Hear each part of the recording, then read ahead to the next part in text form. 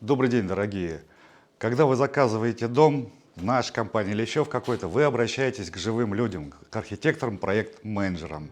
И давайте сегодня послушаем эмоции наших архитекторов, нашей команды, как они вас разделяют по типу, какие вы заказчики. Хорошие, плохие, свои выразят вам эмоции. Так, ребят, ну что, мы собрались, чтобы обсудить, какие типы заказчиков у нас вообще бывают, исходя из нашего строительного опыта, с чем приходится сталкиваться, с какими трудностями при проектировании в работе с такими заказчиками. Поделитесь, кто с чем сталкивается. Давайте я начну. Первый тип заказчика – это заказчик, который все знает из интернета. То есть, изучив множество сайтов, множество каких-то технологий, настаивают на своих решениях, которые вступают в большой спор с нашей технологией Вирмак. И тем самым возникает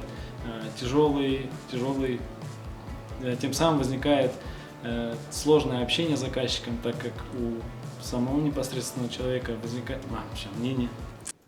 Да я вообще волновался. Нас записывают постоянно. До сих пор волнуюсь. Вот как мне, что я скажу? Человек, который все изучил в интернете, по его мнению, который знает все технологии, который знает это лучше нас, архитекторов, и тем самым возникает огромный спор при проектировании, который разнится с нашей технологией. То есть технология Вирмак уникальна в своем роде, и поэтому имеет свои особенности. И на этом фоне у нас с заказчиком возникают вопросы в плане решения узлов, конструктивных. Срок проектирования увеличивается, да, по времени из-за таких споров и доказательств. Да, за счет этого срок за счет этого, да, срок увеличивается в плане того, что приходится много доказывать и объяснять самое главное. Вот таким образом. Какие? У меня часто бывали такие заказчики, это семейная пара, когда муж хочет одно, жена хочет другого, они и с собой не могут договориться, друг с другом не могут договориться, и также и с архитектором пытаются как-то один на свою сторону, другой на свою сторону. И, как правило, в таких ситуациях мы ищем выход, чтобы понравилось и жене, и мужу, и жене, так сказать, золотую середину, что-то берем из мыслей и идей жены, что-то берем у мужа и совмещаем, и все счастливы. И мы находим компромисс, и нам удается избежать ссор. Да, сложно бывает, что даже вот когда в процессе рабочем вот сидит муж и жена, и они начинают ссориться, и это прям не знаешь, как на это повлиять и успокоить семейную пару. Ну, вроде пока без разводов. Нам удается избежать разводов. Компания Вирмак. Кто еще хочет поделиться? Какие еще сложности? Кость, какие сложности у тебя возникают при работе с заказчиками? Я могу рассказать о таком типе заказчика, который все знает, как делается, знает, из чего делается, но зачем-то обратился в строительную организацию, да? Вот. Это такой тип заказчика, которому тяжело тоже все объяснить, доказать что-то, что у нас своя технология, у нас свой конструктив, который уже проверен, испытан и временем в том числе. Вот. Но он все равно пытается внести какие-то свои корректировки и считает, что именно его мнение, какие-то представленные им узлы будут работать гораздо лучше, чем наши. Вот. Но это, как правило, не так. Вот. Почему? Потому что этот заказчик потом приходит и говорит: я построил. Я, конечно, очень люблю своих коллег, но Костя так долго говорил, что я чуть не уснула. Нет, да, мысль у него, конечно, была интересная, но, боже, я реально чуть не уснула. Что вы ржете с меня?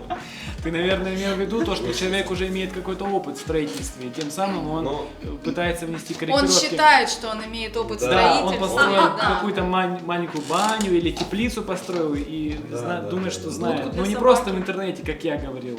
Я понял. Да. Нашел свой опыт. Да, этот человек считает, что он уже имеет большой опыт, построив какой-то гараж, баню, либо помог что-то сделать с домом соседу при строительстве.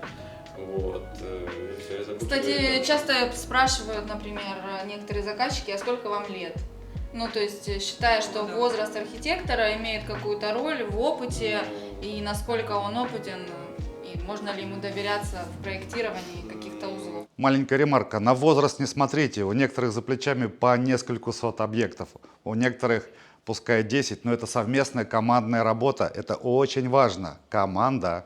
Я думаю, что это зависит больше не от возраста, а от интереса человека развиваться в своем направлении, по своей профессии, в своем профиле работы. Конкретно архитектор. Вот, конкретно, да, архитекторов. Поэтому сколько лет не было бы архитектору, либо, да, человеку в той или иной профессии, то есть его опыт зависит не от возраста, а от, как сказать, Я прям крик души. Саморазвитие.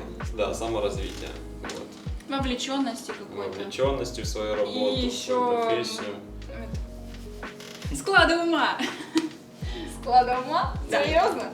Да. Вырежем. Математически, когда он может посчитать, когда он это видит, когда он может видеть конструкцию, Пространственное как бы, да, мышление, пространственное одним словом. мышление. Просто сейчас скажи на камеру пространственное мышление. Пространственное мышление. Это стрёмно.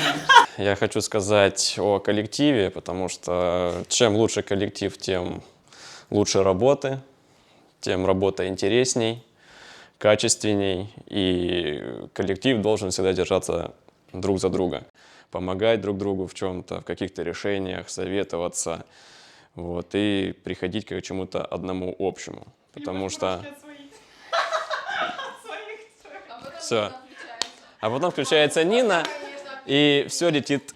Есть еще один тип заказчика, да, Виолет? Можно не дать? Да, что ты скажешь? Есть наоборот заказчики, которые совершенно не понимают, что они хотят, что они видят.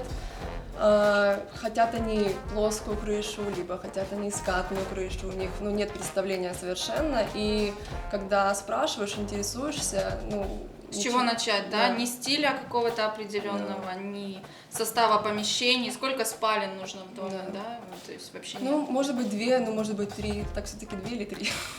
Да, так сколько человек в доме будет жить, да? То есть вот, человек не знает, что хочет, но обратился за проектом и тяжело работать. Да, Ему помогаем в первую слушай, очередь. у меня была такая история, что заказчик, мы уже спроектировали дом, мы уже прописали техническое задание, и в процессе было он тоже. увидел где-то какой-то дом, это был барнхаус, это абсолютно другая история, и все, он хочет переделать, он все хочет заново, и нам пришлось работать с ним заново, это дополнительная плата для заказчика.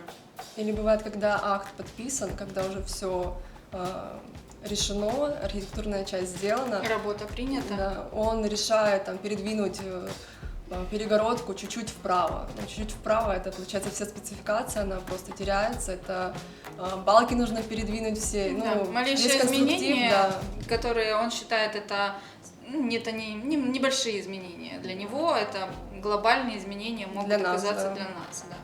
Конструктив весь просто меняется в таком случае. Ну да, технология у нас такая, что Генель. все взаимосвязано, Какой начиная с усваиваемого поля, заканчивая крышей.